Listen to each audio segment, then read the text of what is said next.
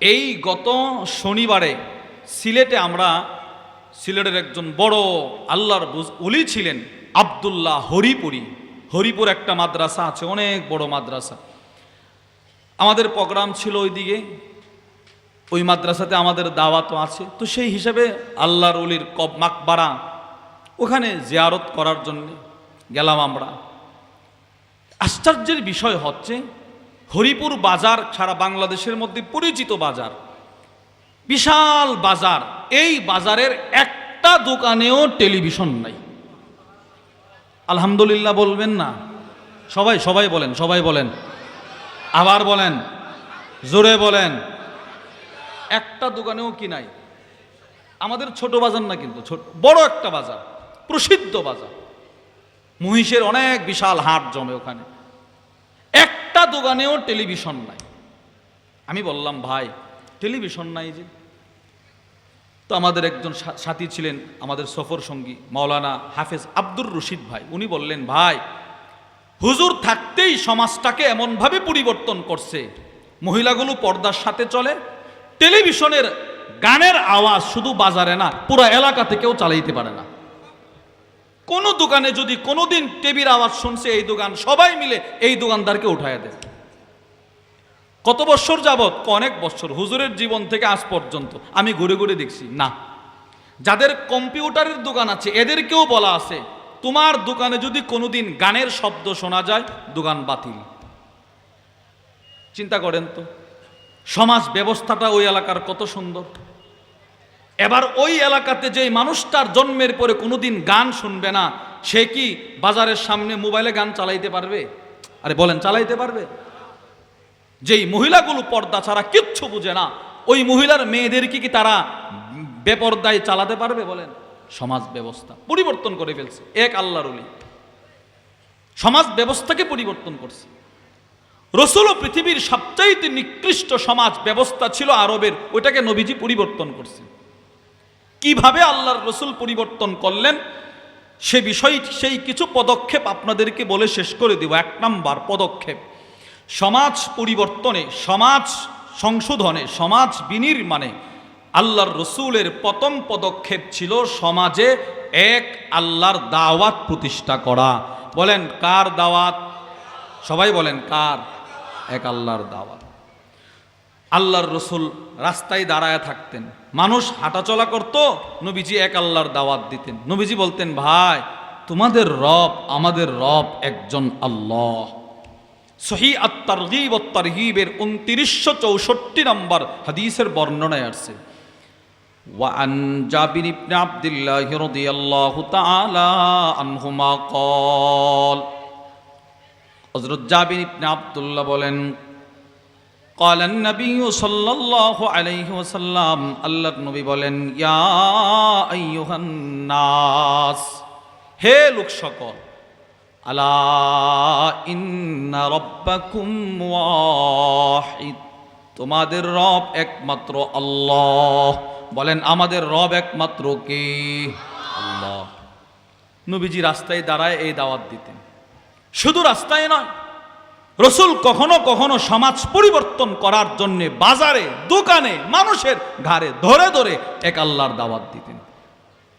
বাজারে নবীজি এক আল্লাহর দাওয়াত দিতে গিয়ে কাফেরদের পাথরের আঘাতে নবীজির পেট থেকে রক্ত ঝরঝর করে নবীর জুতা মুবারকে চলে আসে।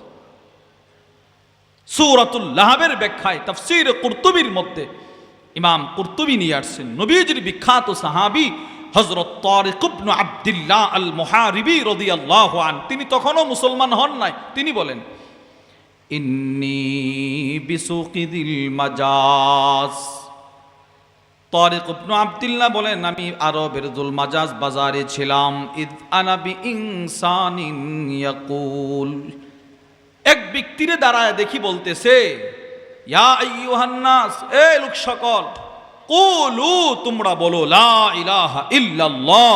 বলেন বলেন বলেন।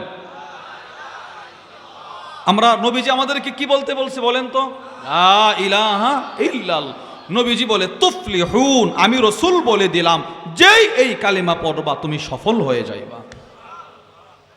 আল্লামা আদ-দক্তর আইজ আল করনি তার বিখ্যাত কিতাব লা তাহজান কিতাবের নাম, এই কিতাবের মধ্যে নিয়ে আসছে মিফতাহুস সাআদাহ, দুনিয়া আখেরাতে কেউ যদি সৌভাগ্যের চাবি পেতে চায় সে যেন এই কালিমা বেশি বেশি পড়ে। আমাদের হযরত ওয়ালা হাকিমুন নফস আল্লামা মুফতি মুশতাকুন নবী কাসিম হাফিজাহুল্লাহ হুজুর বারবার এই বয়ানটি আমাদেরকে করেছেন। হুজুর বলে, কালিমে তয়্যিবা আমার জিন্দেগীর সফলতার চাবি, আমার বিবির জিন্দেগীর সফলতার চাবি, আমার ছেলের জিন্দেগীর সফলতার চাবি, আমার ব্যবসার জিন্দেগীর সফলতার চাবি, আমার দোকানের সফলতার চাবি, আমার ছেলে যদি বিদেশে থাকে ভালো ইনকাম করার সফলতার চাবি কালিমে তয়্যিবা। নবীজি বলতেছেন তুফলিহুন, তুমি সফল হয়ে যাইবা। নবীজি এই দাওয়াত দিতেন। হযরত তারিক ইবনে আব্দুল্লাহ আল মুহারিবি বলেন, ওয়ারাজুলুন খালফাহু ইয়ামশি, নবীজি এক আল্লাহর দাওয়াত দেন, পিছন থেকে একটা লোক বড় বড় পাথর নিয়ে নিয়ে নবীজির পিঠে ঢিল মারতেছে। ওয়াকাদ আদমা সাকাই, রাসূলের এখান থেকে রক্ত গড়ে গড়ে ঝরে ঝরে নবীজির জুতা মুবারকে পড়তেছে। নবীজি পিছনে গোড়া দেখেও না কে এইটা দেখেও না নবীজি, রাসূল দেখেও না কে আমার আঘাত করতেছে। নবীজি দাওয়াত দিতেছে কেন? একটাই ফিকির, আমার শিরকি সমাজটাকে পরিবর্তন করে তাওহীদের রঙে রাঙাতে হবে। দাওয়াত দিতেছেন। এই যে বাজারে নবী কিছু দাওয়াত দিলেন, কিছু কিছু মানুষের অন্তরে এক আল্লাহর বিশ্বাস ঢুকতে শুরু করে দিল। সুবহানাল্লাহ।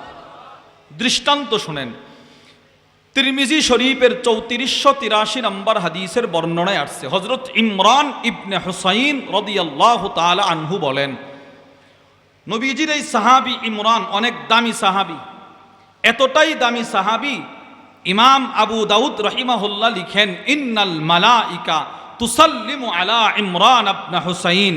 ইমরান ইবনে হুসাইন এত দামি সাহাবী যাকে সরাসরি ফেরেশতারা সালাম দিত। চিন্তা, ফেরেশতারা সালাম দিত। ফেরেশতারা শুধুই মাত্র ফেরেশতারা সালাম দিত না, আল্লামা আবুল ফারাজ আব্দুর রহমান ইবনুল জাওজি রাহিমাহুল্লাহ তার বিখ্যাত কিতাব সিফাতুস সফওয়ার মধ্যে এসেছে, তিনি লেখেন, ওয়াকানাতিল মালাইকা তুসাফিহু ইমরান ইবনে হুসাইন, ফেরেশতারা শুধুই মাত্র ওনাকে সালাম দিত না, কখনো কখনো ফেরেশতারা এসে ওনার সাথে সরাসরি মুসাফা করত। এত বড় সাহাবী। এই সাহাবী, তার বাবার নাম হুসাইন, সয়দ দিয়ে হুসাইন। এই সাহাবীর বাবার ইসলাম ধর্ম গ্রহণের ঘটনাটা তিনি বর্ণনা করেন। তিনি বলেন, ক্বালান নবী সাল্লাল্লাহু আলাইহি ওয়াসাল্লাম লি আবি, আল্লাহর রাসূল একদিন আমার বাবাকে বললেন, ইয়া হুসাইন, হে হুসাইন। কি? তখন আমার বাবা কালিমা পড়ে মুসলমান হন নাই। আল্লাহর রাসূল বললেন, কাম তা'বুদুল ইয়াউমা ইলাহা, ও হুসাইন তুমি প্রতিদিন কতজন প্রভুর ইবাদত করো? প্রতিদিন কয়জনের ইবাদত করো? হুসাইন বলে, সাবা, 7 জনের ইবাদত করি। নাউজুবিল্লাহ বলেন, সবাই বলেন না নাউজুবিল্লাহ। আচ্ছা, আমরা কি 7 জনের ইবাদত করি না একজনের? তিনি কে? সবাই বলেন, তিনি কে? আল্লাহ। রাসূল বললেন, আচ্ছা 360 থেকে কই মাত্র 7 জনে আসছে। এবার নবীজি বলে, আচ্ছা। আবার হুসাইন বলে, সিত্তান ফিল আরদ, আমার 6 জন প্রভু হচ্ছে জমিনে, ওয়া ওয়াহিদান ফিস সামা, একজন হচ্ছে আকাশে। 6 জন জমিনে, একজন আকাশে, এই মোট 7 জন। নবীজি বললেন, আইয়ুহুম তাউদ্দু লিরাগবাতিকা ওয়া রাহবাতিক, হুসাইন 6 জনের কাছে তোমার চাওয়া পাওয়া বেশি না একজনের কাছে চাওয়া পাওয়া বেশি? হুসাইন বলে, 6 জনের কাছে আমার চাওয়া পাওয়া নাই, একজনের কাছে আমার চাওয়া পাওয়া বেশি। সুবহানাল্লাহ বলেন না। কার কাছে? আল্লাযী ফিস সামা, যিনি আকাশে, তার কাছে আমার সব চাওয়া পাওয়া। নবীজি বুঝছে না, ওই যে বাজারে ঘুরে ঘুরে দাওয়াত দিছি, কিছুটা প্রভাব ভিতরে গেছে। এবার নবীজি বলে, আমা ইন্নাকা লাউ আসলামতা, ও হুসাইন তুমি যদি এই মুহূর্তে কালিমা পড়ে মুসলমান হয়ে যাও, আমি নবী তোমাকে এমন 2টা কালিমা শিখায় দেব, যে 2টা কালিমা তোমাকে সোজা আল্লাহর জান্নাতে নিয়ে যাবে। ফালাম্মা আসলামা, তিনি কালিমা পড়ে মুসলমান হয়ে গেলেন। নবীর কাছে গিয়ে বলে, 2টা কালিমা শিখান। নবীজি শিখায়া দিলেন। আপনারাও বলেন, বলেন আল্লাহুম্মা, সবাই বলেন আল্লাহুম্মা আলহিমনি রুশদি ওয়া আইদনি মিন শাররি নাফসি। নবীজি বলেন এই দুইটা কালিমা কিয়ামত পর্যন্ত যত মানুষ পড়বে এদের দুনিয়ারও উপকার পৌঁছাবে, পরকালে জান্নাতে নিয়ে যাবে। কি পড়তে পারবো না ইনশাআল্লাহ? বলেন না ইনশাআল্লাহ।